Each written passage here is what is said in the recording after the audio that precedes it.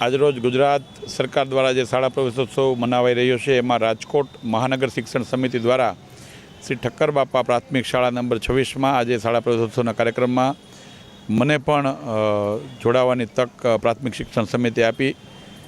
બાળકોના ભવિષ્ય માટે જે પ્રકારે ગુજરાત સરકાર ચિંતિત છે અને જે પ્રકારે ગુજરાત સરકારે શિક્ષણ માટે જે પ્રકારનું ઇન્ફ્રાસ્ટ્રક્ચર ડેવલપ કર્યું છે અને બાળકોનો ડ્રોપઆઉટ રેશિયો ઘટે અને શિક્ષણમાં બાળકો વધારેમાં વધારે રુચિ લે, એક પણ બાળક ભણ્યા વગરનું ન રહે, એ સરકારની ચિંતા ખરા અર્થમાં સાર્થક થાય છે. આજે પ્રવેશ લેતા બાળકોનો ઉત્સાહ જોઈને ગૌરવ થાય છે. સૌને હું હૃદયની શુભકામના પાઠવું છું.